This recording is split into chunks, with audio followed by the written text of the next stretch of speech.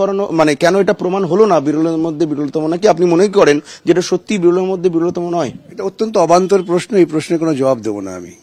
কেন কেন সিবিআই প্রশ্ন বললাম তো, বিচারপতি তিনি বিচার করছেন তার নিজস্ব বোধের ওপর, তা আমি কি তার চিন্তার গার্ডিয়ান নাকি? তা নয়, কিন্তু অবান্তর প্রশ্ন করবেন না। সিবিআই বলেছিল যেটা বিরলের বলতে পারে, আমি বলতে পারি, সবাই বলতে পারেন। বিচারপতিকে রায় দিতে হয়েছে যে তথ্য হয়েছে তার উপর দাঁড়িয়ে। এখন বিচারপতি কেন ওই তথ্যের উপর রায় দিলেন, এই ধরনের প্রশ্নগুলো কেন রায় দিলেন আমি প্রশ্ন করিনি, না না তা প্রশ্ন করিনি, হয়তো বুঝতে ভুল হয়েছে। আমি প্রশ্ন করছি যে সিবিআই দাবি করেছিল এটা বিরলের মধ্যে বিরলতম একটি কেস। প্রত্যেকেই দাবি করবেন, যখন কেউ মক্কেলেরা সওয়াল করেন তখন তিনি চাইবেন এই সর্বোচ্চ সাজা দেয়া হোক। তো সেটাতে বিচারের জন্যই বিচারক আছেন। এখন বিচারককে বিচার করতে হয় তথ্যের ওপর দাঁড়িয়ে। আমি চাইলেই তো দেবে না, কিন্তু যেটা হওয়া উচিত, যেখানে মানুষ বিভ্রান্ত হচ্ছেন যে এই যে ষড়যন্ত্রটা কারা করলো সেই ব্যাপারে সিবিআই তদন্ত করলো না কেন, এটাই মানুষের কাছে প্রশ্ন হওয়া উচিত। প্রসিকিউশনের কি একটা গাফিলতি রয়েছে, তারা প্রমাণ করতে পারেনি এটা বিরলের মধ্যে বিরলতম? আমার কাছে তথ্য নেই, আমি কি করে বলবো?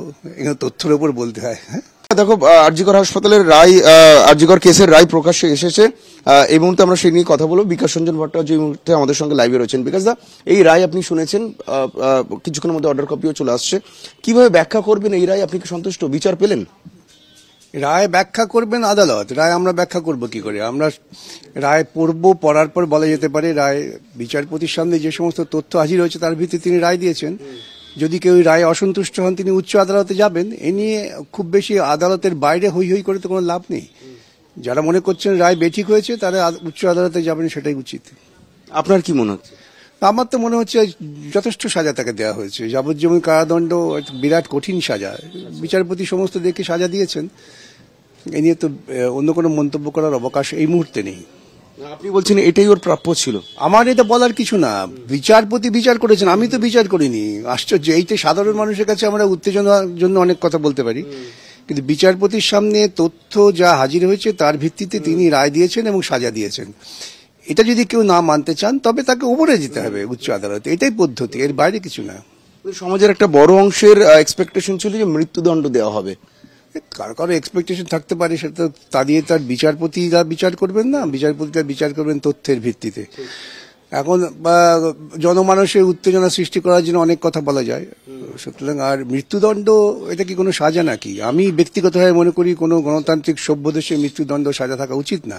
এটা আমি আজকে বলছি না, বহুদিন থেকে বলছি। যখন নির্ভয়া কাণ্ড ঘটে তখন দিল্লিতে সেমিনারে আমি একথাই বলেছি, মৃত্যুদণ্ডের মধ্য দিয়ে একটা খানিকটা প্রতিহিংসার প্রকাশ পায়, সাজা হয় না। মৃত্যুদণ্ড তো সভ্য সমাজে থাকা উচিত না আমার মতে। সেক্ষেত্রে আমৃত্যু কারাবাস সঞ্জয় ডিজার্ভ করে। যথেষ্ট কঠিন সাজা, এবং সেটা যে সাজা বিচারপতি দিয়েছেন সেই সাজাটাকে আমি মনে করি যে যথেষ্ট কঠিন সাজা দেওয়া হয়েছে।